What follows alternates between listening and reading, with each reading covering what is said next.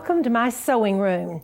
Today I have one of the most exciting techniques to share with you. It is called corded shadow applique, and you just wait until you see all the beautiful projects. Corded shadow applique is just as beautiful in a pillow as it is in a garment. Just look at this beautiful, elegant pillow. I'm telling you, I bet this would sell for $200 in a designer shop. We're going to show you exactly how to do the corded shadow applique. Let me show you a beautiful collar. This has a blue, you see the shadow applique part is blue, and that peeks from underneath, and then the cording follows around on these beautiful stitches on the front. Once again, another beautiful collar. This time it has ecru fabric peeking through, and the ecru cording and a few French knots by hand. Isn't that gorgeous? This is a lady's jacket which is made out of a baby blue Swiss organdy, and the corded shadow applique is right here on the front. It's almost like a little baseball jacket, and the corded shadow applique is right here, and then once again down in the area around the pockets. This dress has been everybody's favorite. It was on the cover of So Beautiful magazine. Let me pull it out here for you. And this has just beautiful shadow applique here, moving down on the bib. And then the corded shadow applique, let me pull the skirt up for you. The corded shadow applique is down here on the bottom with those beautiful scallops on the bottom and oh, the silk ribbon embroidery. Now then, come along with me, and I have a very special guest who is going to share with you exactly how to do this technique.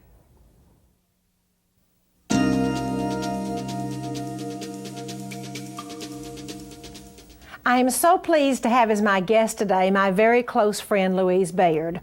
I consider Louise to be the #1 machine embroiderer in the world, and Louise, I cannot wait to see what you have to share with us today. Well, good. We've got corded shadow applique. You may have seen shadow applique done before, but this time there will be a cord on the edge. Like in the pillows here, it's regular shadow applique, but there's a raised corded edge on the edge of the shadow applique, and it sort of brings it up or raises it. To begin with, you start by tracing your pattern onto a sheer type fabric and placing a fabric behind it. Then you need a stabilizer to place behind it. Then you would take a cord, whether it be a Gimp cord like this is, or corded pearl cotton, and satin stitch over the cord. You want to be careful to keep the cord on top of the line, stitch all the way around it. When you finish with the stitching, you've got your cord left over, and you want to pull it gently and then clip it, being careful not to clip your satin stitches, but clip it close enough so that the cord doesn't show from underneath. Okay? And then now you would go to the back of it and pull away the stabilizer and then trim this close. And so that's generally the way you do it. But another way to do it, I know when I do shadow applique, I sometimes have difficulty in trimming close enough so that the satin stitches aren't cut and then they start raveling. So what I'd like to do also is do a zigzag stitch with just the fabric behind, do a little tiny zigzag, trim away my fabric, and then do the corded stitching. Now when you do the stitching or satin stitching over the cord, you want to hold your cord in front of you and just satin stitch over it. The satin stitch should be wide enough just to cover the cord. Okay? And then again, this is your finished piece here. Now sometimes you're going to have a design like this flower that has two pieces. Usually when you do a shadow corded applique, you do the center or what's most forward first and then the background. But if you did the cording satin stitch around the center, then it would be difficult to have the petals satin stitched correctly. So what I like to do with this is to just put the center in with just a zigzag stitch, and then trim away the excess fabric. And then now I will place my other fabric behind with a stabilizer, stitch the cording, and remember here I've only did my zigzag stitch in the middle. But now I'm going to do the cording on the petals, trim away the excess when I finish with it, and then do the satin stitch around the middle. This makes it look like you have worked background to foreground in regular applique. So it's really not very difficult to do at all, Martha. Louise, do you just kind of hold it? Is that what the system is? You just hold it and kind of look and just practice a little bit on getting it correctly? Right. You want to hold your cord relatively taut but not pulled, because if you pull it too much, it'll sort of look like a gathered stitch instead of, or your edges will be pulled or ruffled. Okay, So, and then how wide are you making that stitch, just to go over that particular piece of Gimp? on this particular piece, I'm using a width of 1.5 Okay. and a length of about 0.3, I'm sorry. Usually you have to have a satin stitch short enough to cover it, but long enough for it to move so it doesn't bog down any. Oh, okay. Well, you know, Louise, that looks easy enough. I hope that everyone is ready to try it. And you know, it truly is one of the most beautiful techniques, I think, that's on the market today. Now that I know that you have made a beautiful pillow for us. This is beautiful. It's in the shades of blue and pink and green, and that wonderful satin stitch on the top. It really is magnificent. And I really like this neck roll type pillow too. Now, I wonder if you would show us a little bit about how this pillow is put together, because it's really a pretty method, I think. Okay. You start out with your fabric, and I had an 18 by 24 piece, and you want to be sure that you have a wide enough piece so that you can turn it in a circle. The first time I did this, I used the 18-inch side as the long part, and it was just this skinny sausage-looking pillow. Okay. So you want to be sure, pillow. right? You want to be sure you have the right. The longer side is actually where the ruffle will go. Okay. So this is the 24-inch side right here, and this is the 18-inch side. No, it's the other way around. Actually, it's 24 inches. So this is the way. fat side. Oh, Yeah. okay. Make it not so skinny. You would go ahead and do your shadow applique just like you ordinarily would with the cord around the edges. And then you want to add a lining to it so that it won't show through. Your batting or inside pillow won't show through. Now to do the ruffle, I just cut a 3 by 45 inch piece of fabric, added lace to it with my serger around the edges, gather it, and then fit it to the side of the pillow.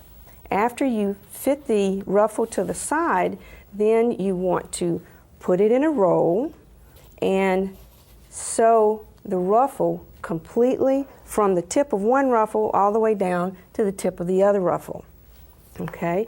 And now you want to make your little edges like here, and you just cut the diameter of your pillow, make a little casing with little buttonholes on the side, and then stitch them down into here, and then just turn it into your neck roll pillow, and that's all there is. Well, Louise, that is a beautiful pillow and such a wonderful way to use this beautiful corded applique. Now, help me one more time. Let's review just 1 minute this technique on corded applique. Let me see, and I think I understand. It's like shadow applique, except your final zigzagging on the front will have the Gimp cord or pearl cotton. Does that what about needles? Regular needle? 70, 80 needle? Okay. Whatever fabric that you're working on. Usually I use a size 70 or 80 for the fabric as well as the thread. A 70 or 80 for fabric and thread. Okay. Louise, is it important the colors that you put behind on shadow applique?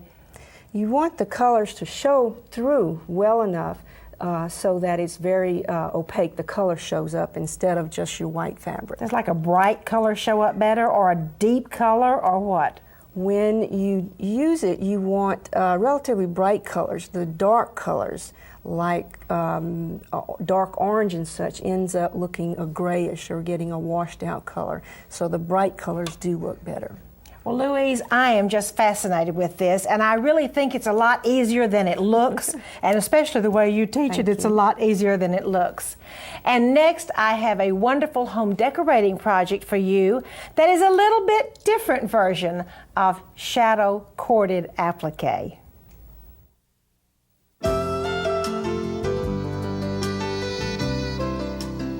Corded shadow applique is just as beautiful done in non-traditional heirloom fabrics as it is done in heirloom fabrics.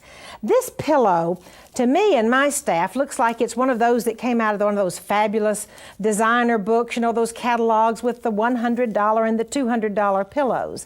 This is a shiny, crinkly lame, and you can see the corded shadow applique is in this piece in the middle and right around the edge here. And I'm going to show you how this white, shiny lame became kind of chocolate brown underneath there. First of all, this is the pattern for the pillow, and these dotted lines here are the ones that I'm going to cord along and put my darker fabric behind. This crinkly lame is really sort of a white. Now, underneath it, I'm going to have a lining of the white silk dupioni, but I have to do something to make that brown area come in. What I have used for the brown area, I've used a chocolate brown silk dupioni. It doesn't matter about the fabric, but it's a dark chocolate brown. And I have ironed on some iron-on paper tearaway stabilizer there. Now then, I'm going to once again review what Louise did. You hold your cord up, you hold it taut, not tight, but I do hold it up. You see, it's about 1.5 inches from the bed of the sewing machine. Now then, let me show you one other thing. If you'll put your hand back in here, especially when working on curves, it's a little bit easier to sew. Now you might say, okay, Martha, what is your setting on that? Well, the setting is a satin stitch, whatever your machine uses for a satin stitch, and the width is wide enough to make it cover this cord completely. Now I'm going to share with you right now. Do you see I'm coming around to finish up this circle? I have the little tail when I first started this cord, which I'm using a Gimp cord. Now how do I join these two areas? I'm going to come in here and very carefully cut off the tail of that first cord which I left, pull that away, and now then I'm going to bring the new cord carefully and slowly right up to close to that area where I can see exactly where it's going to be, and I'm going to cut it, and then I will butt it up to. So the two pieces of cording, let me get my little scissors in here. This is where I need my little stick, my little wooden stick, isn't it? I'm going to come in here and very carefully zigzag where those two pieces of cording are just butted together, and then I'll go over just a little bit my other area of cording. And that is how you finish off a circle in the corded applique. Now, after I finish, of course, I will go in here and very carefully cut away this chocolate brown area where it will just show around on the edges. And next, I have a silk ribbon stitch for you.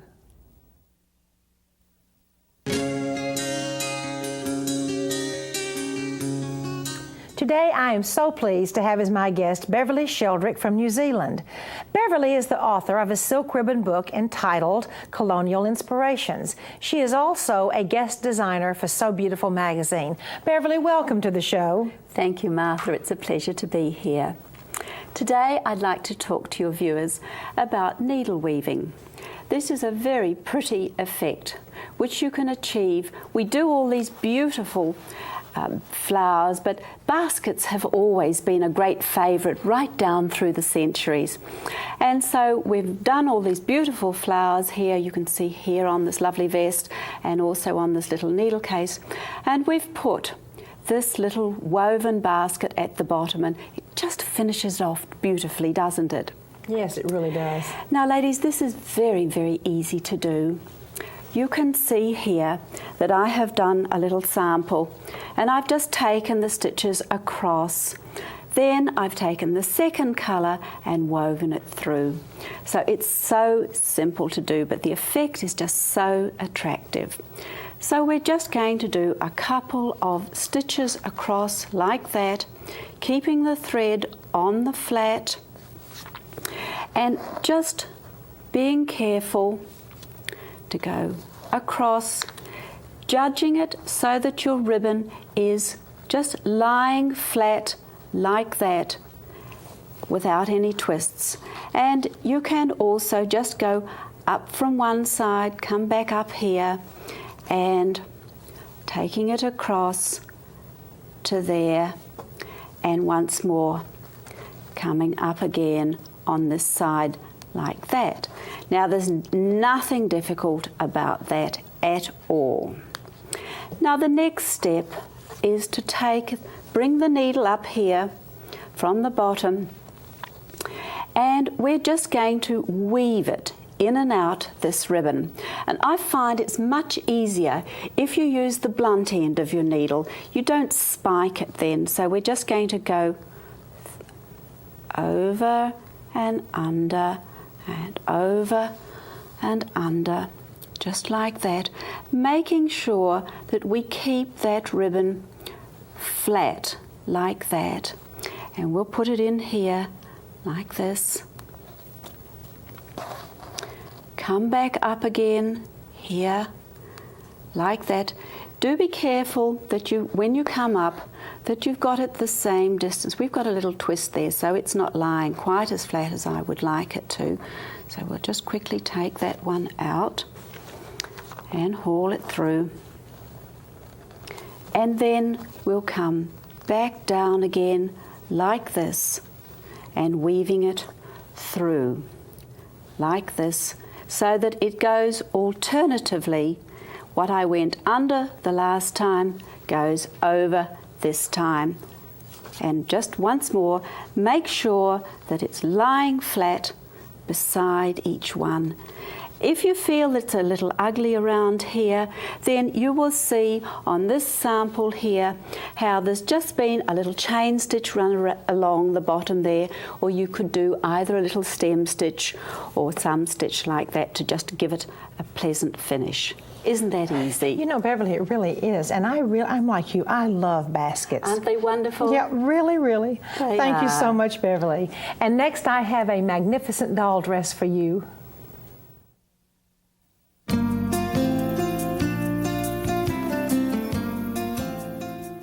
I just love my little doll Pinafore, which has corded shadow applique.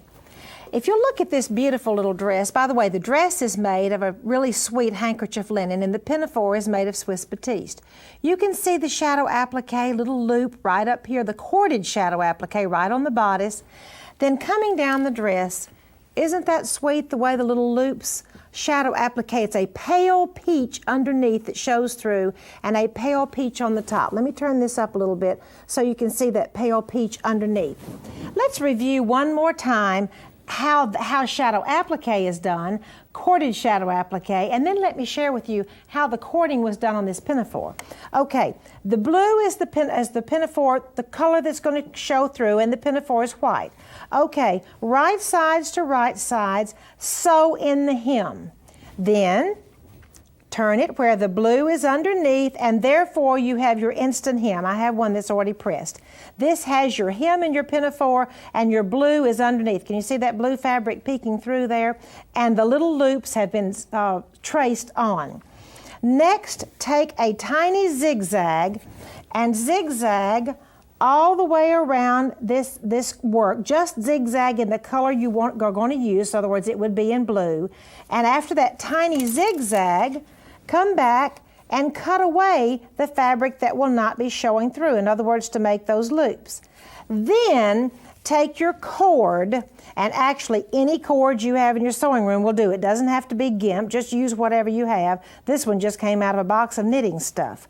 And then go ahead and zigzag with your cord all the way around your loops, and of course this would be blue, not yellow, but yellow's a little easier to see, and go all the way around your loops. Then you can pull away your stabilizer, your press-on or iron-on or just stabilizer you put behind it. And this is what your final corded applique will look like, except you would use blue on the outside. Wait a minute, let me turn it up this way. You've used blue on the outside and white on the back if you want to. So that is what your corded applique looks like, and your hem is already in. I have a beautiful Pinafore. You know, we've been using a Pinafore for this series. I have a gorgeous Pinafore for you with a little bit different technique once again. This is the sweetest little Pinafore. It has the organdy top, and this is the corded shadow applique down this way. Now, do you see these beautiful scallops coming down? That has batiste behind the organdy. The outside layer is organdy, and there's batiste that shadows in to make these beautiful scallops or scallops. Now let me show you. How is that Pinafore made? First of all, trace your pattern onto the organdy. Now that's a yellow piece of paper, and then the pattern is traced onto the organdy. Now the principle is that while all of this corded shadow applique is done, we will have a double layer exactly the same size. The organdy Pinafore and the batiste is from behind. Now then, with your batiste and your organdy, teeny tiny zigzag, or straight stitch, all the way around the outside only. Then clip away, this is going to make the hem of the skirt, clip away the excess and then go in and clip, clip, clip on the curves and then turn it right side out, okay? Now let me stick my hand in here and you can see, hang on, you can see that we've got this hemmed. Now is the time to start the applique. The organdy is on the top, and the batiste is on the back, and this is all hemmed with a beautiful scallop or scallop. Now then, the next step is I'm going to come in and zigzag, tiny little zigzag on top of my designs. Zigzag, zigzag, zigzag, zigzag, zigzag, zigzag, and then I will go in behind and cut away the excess batiste that I'm not going to use, and then here comes the corded applique portion. I have my cord right here, and I'm going to zigzag using the corded applique technique. I'll zigzag the cord down on top of those tiny little zigzags that I made, and that is how the bottom of this skirt was made. Let me just show you this skirt one more time. Can you look at the bottom here? Isn't that exquisite?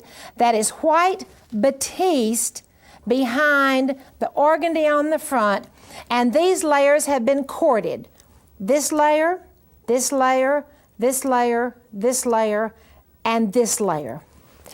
Now I'd like for you to come along to my attic where I have a beautiful antique garment for you.